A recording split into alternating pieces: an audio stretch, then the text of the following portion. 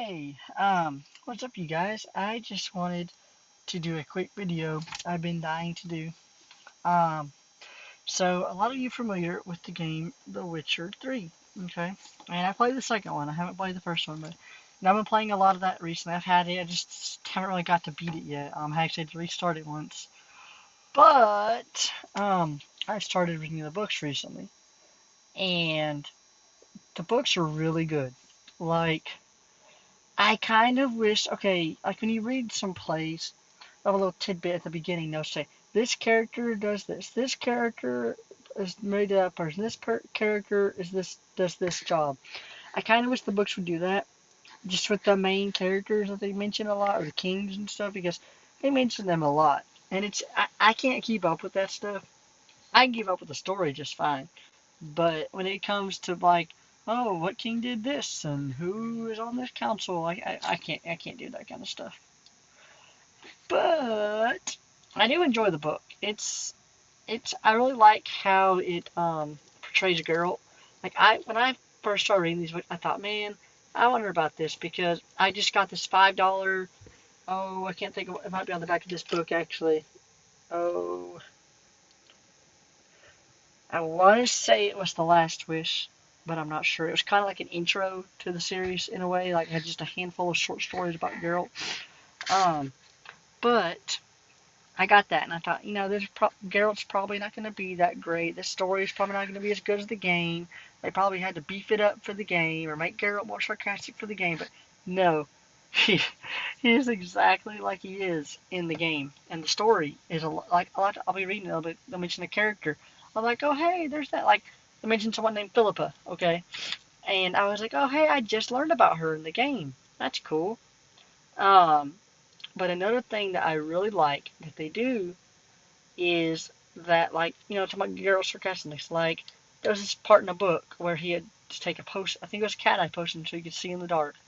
Um, and it made his pupils stand out more, and it made his face kind of light up, because like in the game, whenever you drink a lot of potions, or when your health starts running really low, well, mainly drink a lot of potions, or health starts running low, his face will get all, lined with the scars and stuff.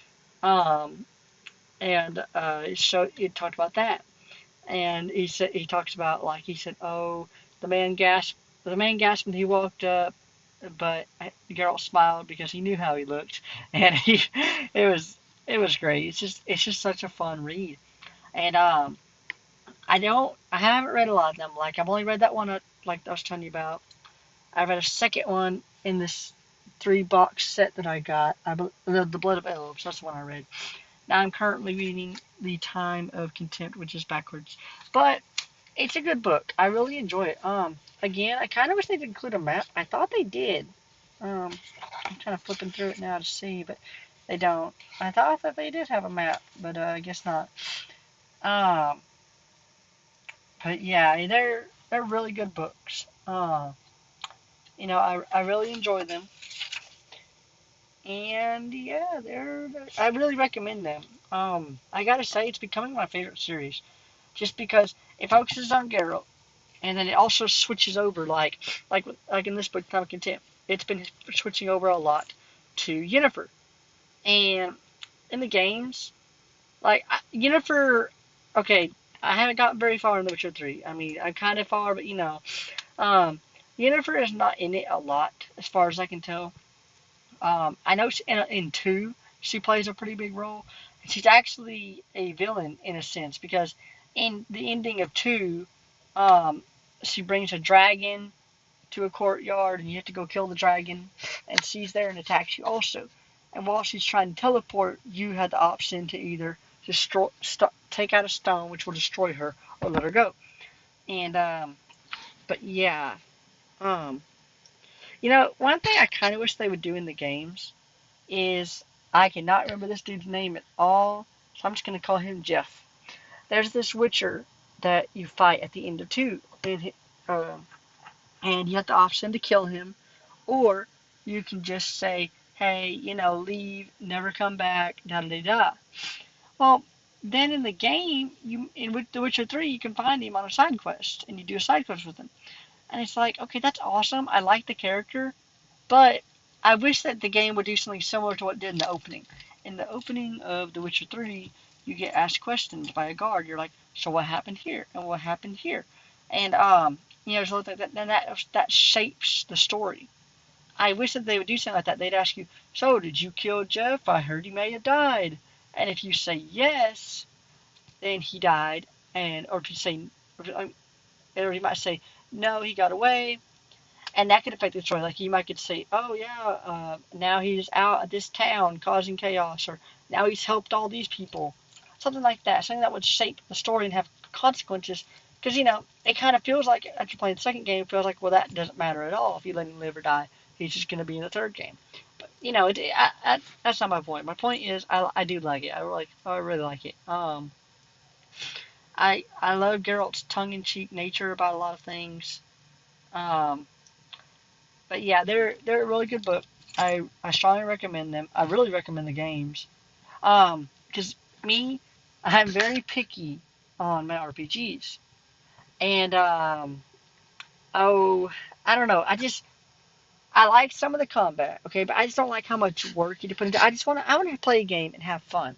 I don't want to have to spend hours and, looking for things to craft stuff, or having to find just that one material to go and craft stuff. I like crafting. The Witcher 3 has some of that.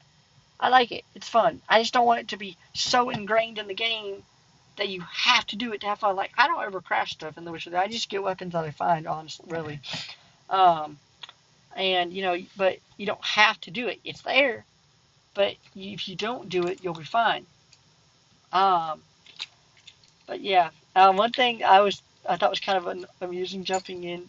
Well, okay. Well, here's one thing that kind of bugged me about jumping into The Witcher 3 is that whenever I first played, well, I can't organize thoughts right now. I played 3 at first. Okay, I didn't play it a lot, but then it got to the point where I basically had made a save and I was stuck at a spot and I didn't have any other saves, so I had to restart. And I thought, and the second game had went on sale. And I thought, I'm gonna get the game. And the second game is really short. You can beat it really quickly.